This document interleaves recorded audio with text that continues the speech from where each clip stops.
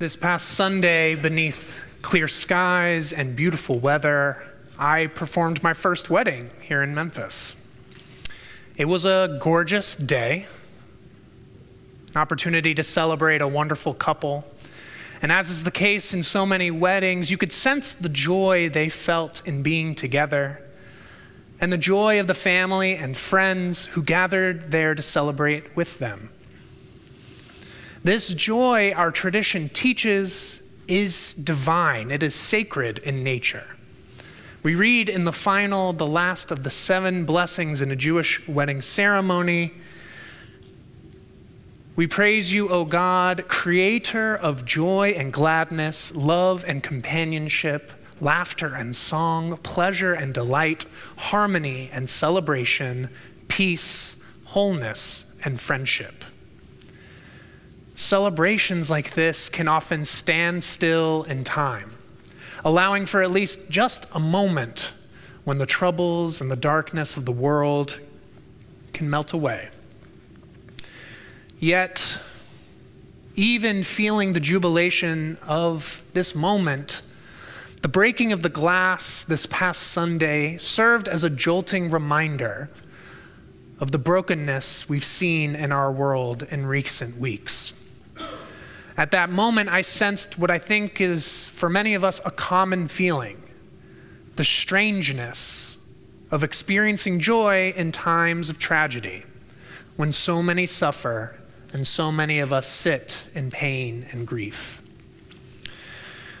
This week, my eyes have been glued, perhaps a little bit too closely, to the stream of information from news agencies and social media. Amidst updates of the horrific travesties experienced by the victims in southern Israel, I and all of us, or so many of us, all witnessed the marked shift around the globe from solidarity with the Jewish state to a torrent of vitriol, hatred, and blatant anti-Semitism. As people use pleas for the suffering of Palestinians in Gaza as a justification for attacks on Jewish institutions and even Jewish people. Before we have even fully had a chance to grieve what occurred on October 7th, we find ourselves in fear, confronted by a hatred we know all too well, one that shakes us to the core of our being. And yet I had to remind myself that the world we see on our screens is not all-encompassing. There is still hope and light out there. So I kept looking, or I kept scrolling, in search of openings, opportunities for strength, for courage, and for inspiration. One story I came across in my search was of another wedding. Not here in Memphis or even in Tennessee, but in Jerusalem, that took place in the days following the Hamas terror attack. Catherine Leff and her partner Avichai spent months planning a large, joyous celebration for their wedding planned for Monday, October 9th. But, of course, the tragic events of the preceding Shabbat affected these plans and even made them consider postponing. Avichai's mother insisted on keeping the date, however, saying in Hebrew, "Lo dochim smachot," which means we don't postpone joyous occasions. So they went through with it, even though it would not be the celebration they had envisioned for so long. The venue moved from a grand wedding hall to a small park in their neighborhood. And after a series of posts from Catherine's friends seeking help from the community to bring in the joy of this moment, dozens of strangers showed up to the park. A band, photographers, even an event planner, and a group of local teenagers who raked leaves and helped set everything up. Just as Catherine and Avichai left to go to the park, rocket sirens went off. Now, having a bride and groom in the bomb shelter caused quite a stir. Catherine recounts there were a lot of tears that day, whether happy tears, sad tears, mixed tears, So the makeup lady instructed my friends how to fix me up every time. And we're in the bomb shelter, and my friends are tapping my face, fixing up my makeup. The two of them waited the requisite 10 minutes, waiting for another siren, and after not hearing one, continued making their way to the chuppah, only to find this tiny park in their neighborhood transformed into a beautiful wedding dreamland. So Catherine and Avichai were married, surrounded by a lot of folks that they didn't know, including an elderly couple who had set up lawn chairs and clapped and sang along with them. The story came from a podcast called Israel Story. I would encourage you to check it out. And the host, who was a friend of Catherine's, shared, I think what I heard most after the party is that maybe you, Catherine, might feel that others helped you, but in actuality, this wedding brought a lot of light to people in a really dark time. What this story highlights is what Jewish tradition so often teaches, that in the face of hatred, one of the most powerful things we can do is experience joy, casting light into the darkness by living full and meaningful lives. Another moment of inspiration came just today when I came across a Facebook post by Dasi Berkowitz, a Jewish educator living in Jerusalem, whose husband, Rabbi Leon Morris, is the president of the Pardes Institute. She offered a letter written to her children, speaking to them in this difficult time. And in it, she included a poem by Mary Oliver entitled, "Don't Hesitate." It reads, "If you suddenly and unexpectedly feel joy, don't hesitate. Give in to it. There are plenty of lives and whole towns destroyed or about to be. We are not wise and not very often kind, and much can never be redeemed. Still, life has some possibility left. Perhaps this is its way of fighting back, that sometimes something happens better than all the riches or power in the world. It could be anything, but very likely you notice it in the instant when love begins. Anyway, that's often the case. Anyway, whatever it is, don't be afraid of its plenty. Joy is not made to be a crumb." I'll say that again. Joy is not made to be a crumb. What a powerful lesson for all of us in this moment. In recent weeks, many have asked me, "Rabbi, what can I do? How can I help?" It's a very deep and powerful and poignant question when we're confronted with situations that feel beyond our scope and far outside of our control. Most of us are not soldiers in the war against Hamas, nor do we often find ourselves on the front lines of the battle against anti-Semitism we see playing out online or on college campuses and elsewhere. Of course, we can and we should and we must donate to funds and organizations providing much needed resources. We must remain vigilant in calling out anti-Semitism in our own community. And we must write to elected officials and leaders. But perhaps the most powerful thing that we can do, both now in these times and long into the future, is to experience joy as Jews. Unabashed, unapologetic, boundless joy. The joy that comes with being part of a tradition and a wonderful community such as this that has so often encountered the darkness of humanity, but has always responded with hope and light. So what is joy really, and what makes it such a powerful force? Author and counselor Brené Brown defines joy as an intense feeling of deep spiritual connection, pleasure, and appreciation.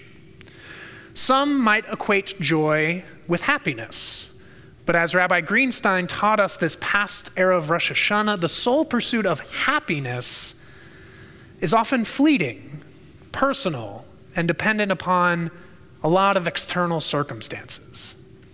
By contrast, joy, or meaning, as he put it, connects us deeply with things that are larger than ourselves, and it binds our present with our past as well as our future. As Brene Brown writes, joy is characterized by a connection with others, or with God, nature, or the universe. Joy is not made to be a crumb. It is lasting, meaningful, and not beholden to external criteria that must be fulfilled. Quoting theologian Anne Robertson, Brown notes that the ancient Greeks defined chairo, their word for joy, as the culmination of being in the good mood of the soul. Its opposite, she goes on to explain, is not sadness, as we might think, but the opposite of joy, in fact, is fear. The antidote for fear is joy.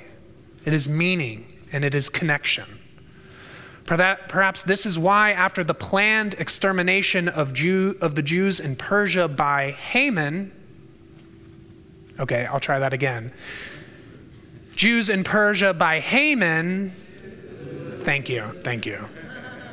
The book of Esther says the Jews enjoyed light and joy, happiness and honor. As Jews, we are meant to experience joy fully, to rejoice in our festivals, as our text reads, V'samachta b'chagecha, you shall rejoice in your festivals. To joyfully offer worship, to la'avod et Adonai b'simcha, to worship God in joy. And we are meant to connect with the past, the present, and the future of our people with pride, even as so many want us to live in fear. Even now, at times like this, no, especially now, at times like this, we should not be afraid of joy's plenty. We might call to mind the words of Rabbi Nachman of Breslov, who taught mitzvah gedola lehiot b'simcha. It is a great mitzvah, a great commandment to experience joy. This Shabbat, we read from Parshat Lech Lecha, section of the book of Genesis, describing the moment when, at this point, Abram and Sarai are called upon to venture forth into the unknown of a new land and a new mission in the world. Towards the end of the portion, their names are changed with an addition of the Hebrew letter He into Abraham, Avraham, and Sarah. Rabbi Haley Goldstein notes that this specific letter was not accidental, but actually points to a deepened connection with the divine, a deeper connection with God, since God's proper name, we come to learn later in the Torah, contains the letter He not once, but twice. In incorporating God's name into their own, Abraham and Sarah become connected to a world and a story far larger than themselves, one that will stretch long into the future and that will guide the spiritual journeys of their descendants. They are no longer just individuals with their own particular stories, but they are now guided by the joy and the meaning of being a part of something greater, this mission to be a blessing in the world.